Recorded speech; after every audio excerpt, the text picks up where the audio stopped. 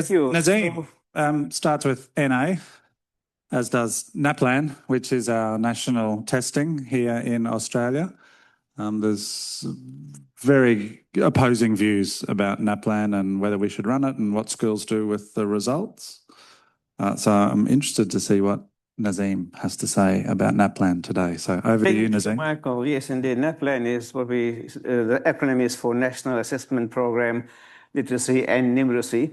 And yes, there are various opinions about whether this is useful or whether it is just a teaching to the test idea and not really good for education as such. So this research was done by my honor student a few years ago with some collaborators from the education department.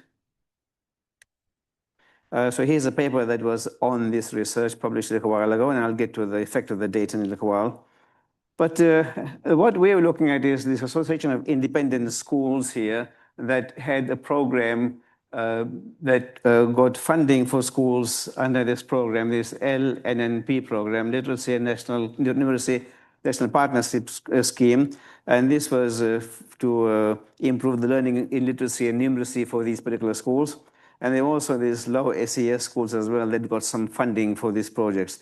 So the project ran over a few years, and we got the data from the education department and did some research on this. And the idea here was to see whether these programs made a difference to the literacy and numeracy of their students in their schools. Now, for those who aren't Australian, this NAPLAN thing actually is testing grades 3, 5, and 7, 3, 5, 7, 9, which is essentially years 3, 5, 7, 9. And the tests are every 2 years. So you get tested as a grade 3 one year, and then 2 years later, year 5 now, and then 2 years later, year 7, and so on. And so these are the tests. They have numeracy, reading, writing, language and conventions, which is spelling and punctuation, grammar and punctuation. These tests are run, and the results are then published Australia-wide. This started in 2008 with grade 3, 5, 7, 9 students, as I said, progressed and went across the years, every 2 years or so. And this is the kind of thing that, of course, governments and state governments will use to inform policy and maybe funding as well. Also try and find where the issues in the curriculum and try and fix it by looking at these scores. And as Mark was trying to hint there, the problem, of course, is that then schools will use this and states will use this to rank schools, and schools will try and aim or game for the ranking, and that's maybe where education is lost. Well, that's another discussion some other time. So there are lots of variables in this data set, quite a rich data set actually here. The main variables we looked at was the indigenous status and language background other than English, gender, starting grade, which is whether they were in year 3 when they started and so on, school location, and the SES status, the ICSIA index, and also the status of the school as this, whether they got this program funding or they did not get this program funding. Those who are statisticians here will realize what we've got here is we've got schools that are different, and we've got students within schools that are different from students from other schools. So we took school as a cluster or random effect, which meant we could compare the results for what we've got here to schools outside the sample and generalize the results a bit more. But of course, models get very complicated if you go very much into finer detail. So we looked essentially at schools as the cluster and the classes within schools. We didn't go any further than that. So this diagram explains how it works. So in 2008, we tested years 3, 5, 7, but not 9. The next year, 2 years later, sorry, next year it was 3 and 5 and 7. But the thing is, those who were tested in 2008 were not tested again until 2010, and then so on and so forth. So you can see the data we have got here, as far as 2 tests are concerned, is for these students here. We've got 2 tests for those students. We've got 2 tests for the other ones. And those in red, we don't have 2 test results for, so those students weren't in our sample. We wanted to compare how students performed over the years. So progression here, as we are saying, from years 3, 5, 7 to years 5, 7, 9 in the 2 years, to see whether the progression for students, whether there's some improvement over time as well. And in the end, after discarding data that was not matched with the second test, we got a data set with 8,226 students from 42 schools, which is actually is a fairly decent data size here. And exploration of data, we've got 53% male, 1% ATSI, 64% with languages background other than English. Schools, 67 were metropolitan, 26 provincial, which is outside metro, 2% what we call remote, and 5% very remote schools here. And I'll explain what these two in a second, remote and very remote. 83% LNNP and only 10% with the low ACCS status and funding. We use predicting the second NAPLAN score from the first one. Now, as far as schools are concerned, here is a remote school.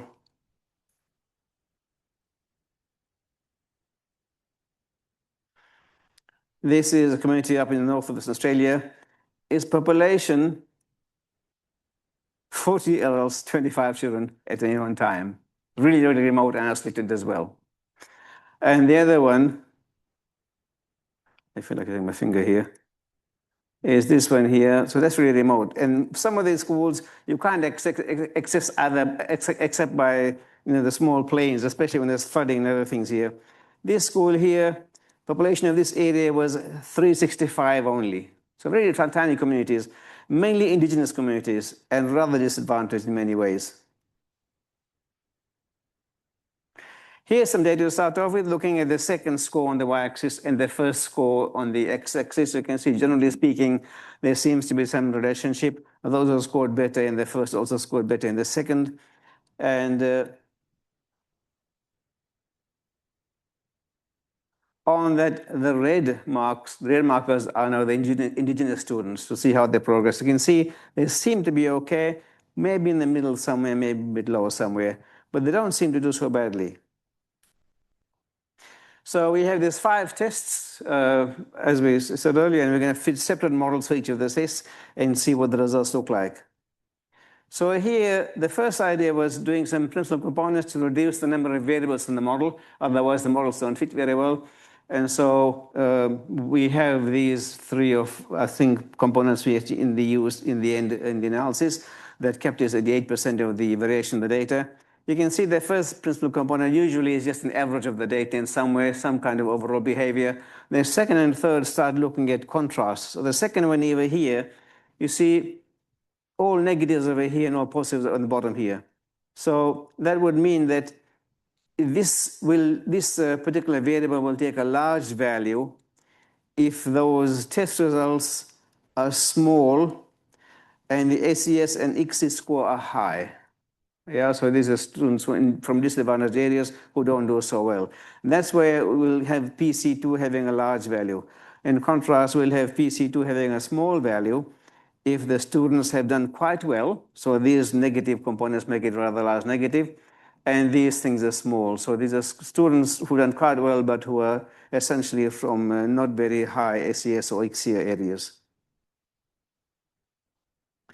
Here's a plot of the first PC1 versus PC2, and you can see here at the bottom of the red marks again are the indigenous students over here. And they all have rather low PC2s, which means they have done rather well for the background they came from. That illustrates them as another group altogether, which is interesting. Overall results over here, ATSI had a significant negative coefficient in the model for the first numeracy results, just the first test, to see what was going on with the results there with all the variables. So that means they didn't do so very well. But in the model for the second test, based on the first test and the same variables, that variable was not significant. So that means that the indigenous students start at a disadvantage. To start off with, they're not doing so well, but they progress at the same rate as the other students do. Gender, well, for numeracy, males did do very much better in the first test. So first test scores, they performed better. The second test scores, based on the first and other variables, showed that it was still significant. So boys on the end do better in numeracy, and they progress faster as well. And there were similar effects for grade. Of course, the higher grades progress as well faster. So they did better in the first lower grade, they did better in the higher grade as well, and they progressed as well in the faster rate in the higher grades. As far as the programs are concerned, we found there's no effect of the programs at all in the performance of the students. So that means the programs didn't do much at all in these schools at least. Reading, indigenous students again perform very much lower in the first reading test, but not in the second. So again, they start lower, but they progress at the same rates. Gender, males performed lower than females in the first test, but they improve at the same rates as the females. So they start lower, but they improve at the same rates over the 2 years. These programs, again, had no effect at all on the reading tests. And in fact, they both showed negative effects, which may mean that it's the particular schools they were targeted at were disadvantaged to start off with. Writing, again, indigenous students performed much lower in the first test, but not in the second, which means while they started off worse off, they did progress at similar rates. Male students perform lower than females in the first and second test. They start lower, they progress slower as well. And females actually progress faster than males in writing and progress at a faster rate. And again, as far as the programs are concerned, only the LNNP, the literacy and numeracy program schools perform better and improve faster compared to the other schools. Languages background other than English had no effect on writing at all. And remote schools performed high in the first test, but improved at the same rate. So that means that at writing they are better in many ways. And I wonder why that's the case. We can discuss it afterwards. I have some ideas as well as to why that's the case. Spelling, AISWA and LeBoat will not factor in this at all. In spelling performance, females perform better here than males. And the schools with the funding perform better, improve faster as well. What we found actually was in the end was that the problem with having no difference with AISWA and LeBoat backgrounds was most students couldn't spell anyway. Because who spells these days? You've got Word to do the spelling for you, autocorrect and everything else. So we found they couldn't spell. Their spelling was no difference at all, regardless of the background here. And as far as writing is concerned, language background other than English had no effect on writing. And remote schools performed high in the first test, but they improved at the same rate as the non-remote schools. Students from lower ESNP improved at a slower rate than students from the other funding schools. So that was interesting as well. Grammar punctuation, AISWAs performed lower in the first test, improved at the same rate. Again, the same kind of behavior we saw, that they start off disadvantaged, but they improve at the same rate as the other students. Males performed worse than females and improved at a slower rate in grammar and punctuation. The low SES and NP improved at a slow rate again, regardless of the funding or not. And the language background other than English had no effect on writing. School location didn't affect, so the remote or not didn't make a difference at all to the first test results. But the remote schools performed high in the second test. The very remote ones performed worse. That's interesting as well. As students, the main thinking in the end here, while we were focused on these independent schools and the funding they received and the programs they received regarding literacy and numeracy, for me, the most interesting results was the indigenous students. They start lower, but improve at the same rate, which really means that if you improve the performance on the lower years, target them at the lower years, you might find they are actually equal or equivalent or are in the same level as the non-indigenous students. And the students in very remote schools are at a disadvantage because they are very, very isolated indeed. They don't have many of the resources that the schools in the other areas have, and they don't have teachers either. One of the big problems with these very remote schools is teachers don't stay long enough. They go there for a while, don't like it, they leave. So you have short of a teacher for a while, you might be able to find another teacher, but we well know that continuity in schools and students, especially very small schools like this, is really important in building relationship with teachers and continuing the teaching and learning. So the data for this study is a little old now, but there's not much has changed in Australia regarding education landscape. So these, I think, are still relevant, especially for the indigenous class, where we see very clear the same kind of behavior. And again, as I said, if we can actually target those students and fix the lower years, we might find the upper years fix itself. We really want some more data to look at. It's hard to get this kind of data because there are all kinds of problems you can imagine with confidentiality. And we really need somebody in inside to get this kind of data and work with them.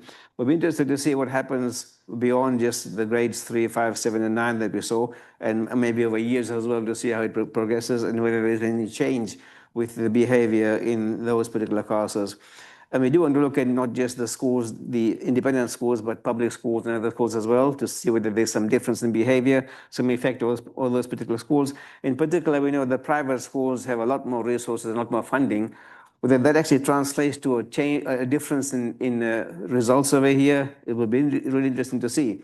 One of the problems, of course, is schools will object to this kind of analysis because it might show them up a little bit. So we have all kinds of issues trying to get some more data here.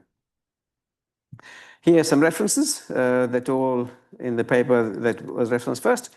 Thank you. Discussion time.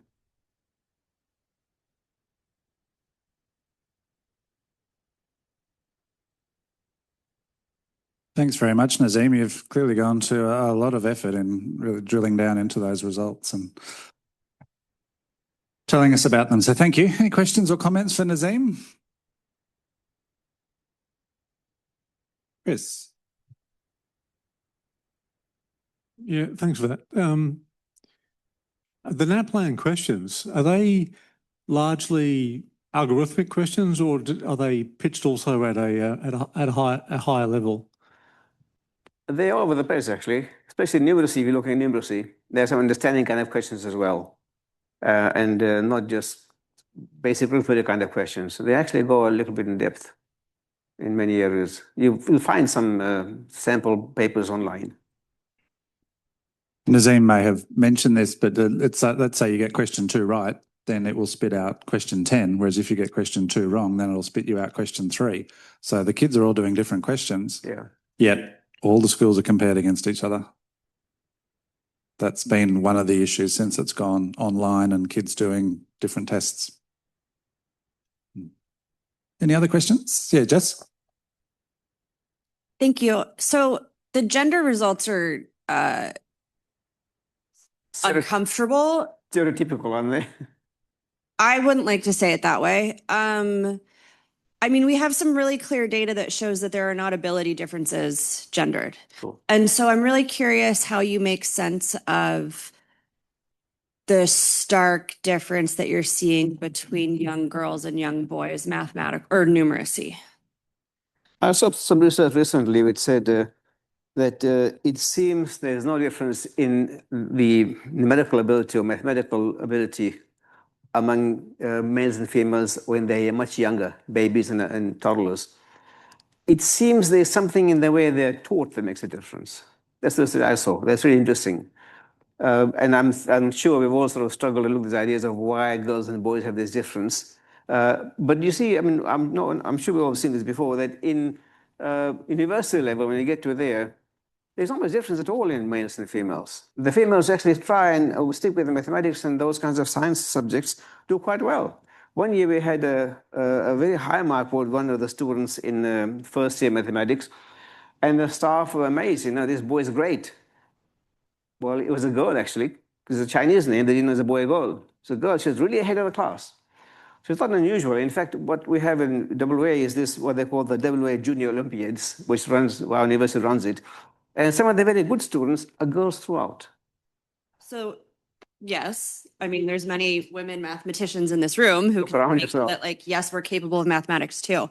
So it's just a bit troubling to see that there's this, I mean, I think on the other hand, it could be troubling for the spelling and the reading and the writing that the young boy students are behind.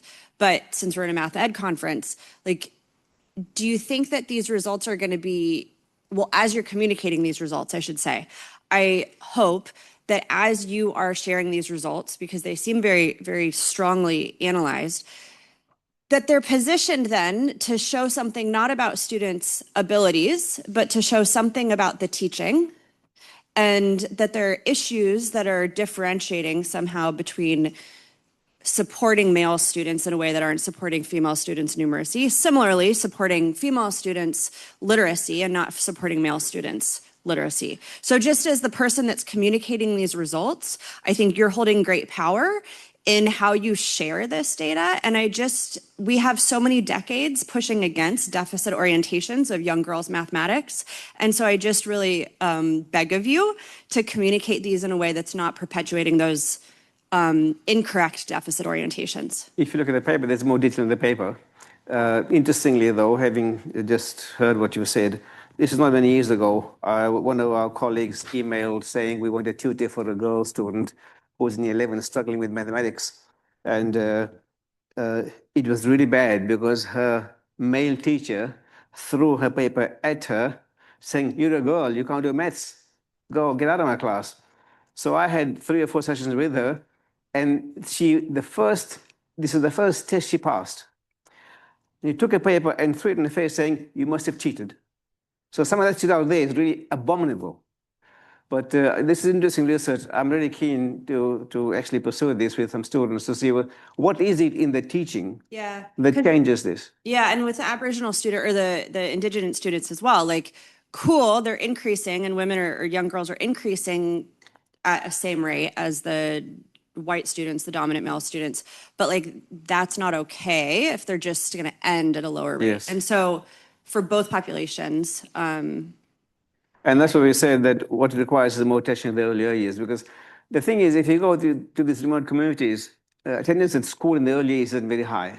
That's one problem. And this constant change over teachers is also not going to be very good. You have maybe 2 or 3 teachers with about 35 students teaching almost everything.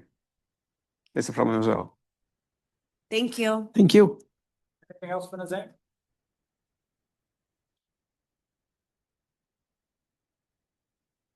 Okay, thanks very much, Nazim.